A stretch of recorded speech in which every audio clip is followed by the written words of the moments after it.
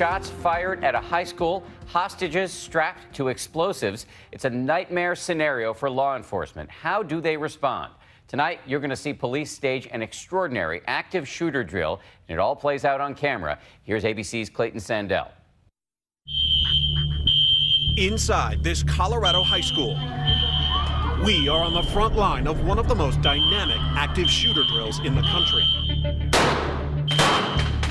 The goal, make it as real and stressful as possible.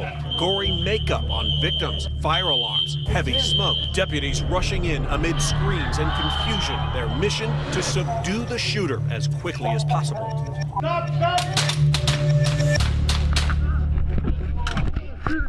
They're going to have to prioritize. One, what's the priority of life? One is to stop the threat. Second is to start saving lives. Walking wounded. People. Sergeant Jeff Engel is coordinating today's exercise for the Douglas County Sheriff's Department here in suburban Denver. There's got to be that immediacy, that aggressive action, that you need to go in and stop the threat. With 248 mass shootings this year and counting, his department and those around the country are using real-life tragedies as a way to prepare. And you incorporated some of Orlando into what you were doing today, right? Tell me what it was you did. Having a situation where we had a whole bunch of folks that were surrounded by a device. And how are we going to move people from a place of danger to a place of security?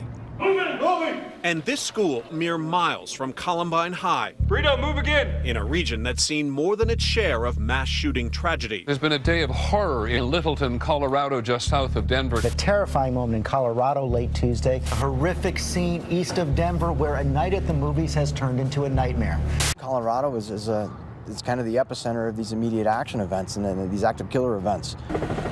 When Columbine was attacked in 1999, it had long been the policy for officers to wait outside for the SWAT team to arrive. But that 45-minute delay before officers went in was later criticized for allowing the gunmen to continue their killing spree. Precious moments lost that might have saved lives. I was one of the first medics at Columbine. We did have to stand outside, unfortunately, and wait for the building to be cleared before we could go in and find any survivors. Explosion at office complex. Today, training calls for even the most junior cops to immediately take the fight to the bad guy and take him out. Day one officers, when they come out of the law enforcement academy, would like to have them to have that ability to go in as a single unit or as a two-person unit to go in and take care of a threat, because that is the reality. If you cover me, I'll cuff him. This is what I signed up for. I'm going to be scared, I know that, but it's all about how you kind of control your emotions and you kind of funnel that into something that's effective. Deputy Kristen Tinsley knows the heartache all too well. Moving! She went to Columbine High School. We have a lot of very local things that we can go to for experience to train from. It's happened, just miles away. Today's drill, more than 60 officers and 50 students acting as victims. For Jeremy Finkenbinder, training these teams hits home. When something like Newtown, San Bernardino, Orlando happens, do those things keep you up at night? I think about them quite a bit. I really do. This is my passion. What's the goal now?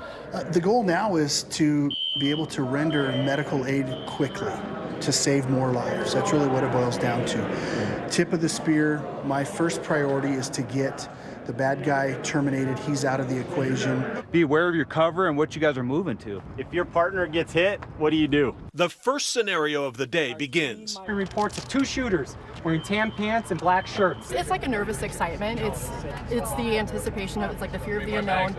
You want to do really well for your teammates and for the people that you're trying to help out. Tinsley and her team get ready to rush in. The officers navigate through pandemonium. This is what you call a contact team. 3 or 4 officers all working together, moving right to the threat as fast as they can.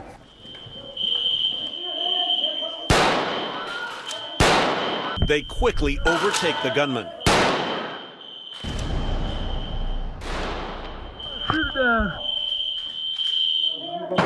But the teams find even simulated chaos comes with real problems, even real wounds. The bad guy obviously got one off, and I took him around as soon as I even came on point. Plus, all that noise drowns out police radios. There's confusion. Is that it? 3 inside? And now police have more to worry about. Contact! They must also protect unarmed paramedics moving in right behind them. We'll provide safety for them while they're taking care of business inside and rendering aid. For the day's final drill, Tinsley and her fellow first responders will deal with a worst-case scenario. Shots fired at a high school. Hostages strapped to explosives. The teams race toward the sound of gunshots, downstairs and hallways, not knowing how many gunmen there are. Just as things are heating up at the high school, another call, sending deputies to a different school up the street. Getting reports of a possible active shooter at middle school. 204, 203, we copy. Two deputies head in alone. No time to wait for backup. Inside, helpless victims. One student chained to a bomb. But these cops know their first priority is to eliminate the threat. A shooter in a first-floor bathroom. Come on with your hands up! Come on, come on with your hands up! I got it. But just as the officer tries to take that final shot, her gun jams. Their backup arrives just in time. And they said they were pinned down with the bathroom taking shots. Is he by himself? Does he have a hostage in there? Do we move? Do we hold? Is he by himself, do you know? I think so, I don't know. Suspect down. One suspect down. But upstairs, a surprise second shooter. Drop the weapon! Officers quickly take him down. He is out of play. He is out of play. When it's all over, they talk about what went right and what went wrong. Who identified themselves as the tactical supervisor? If no tactical supervisors there, how chaotic would it be?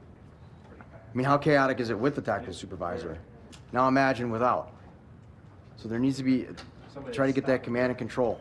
As jarring as the day was, Sergeant Engel hopes the day has given his troops a taste for the real thing. We had some IEDs, we had multiple threats, we had multiple engagements, we had compromised entry points. I mean, those things are coming this way. That's what truly does scare me. You think it's coming this way? I mean, it's here. He knows the harsh reality for Kristen Tinsley and her fellow cops. It's not a matter of if she'll use what she learned today, but when. I'm going to feel a heck of a lot more prepared than I did coming into today. That's for sure.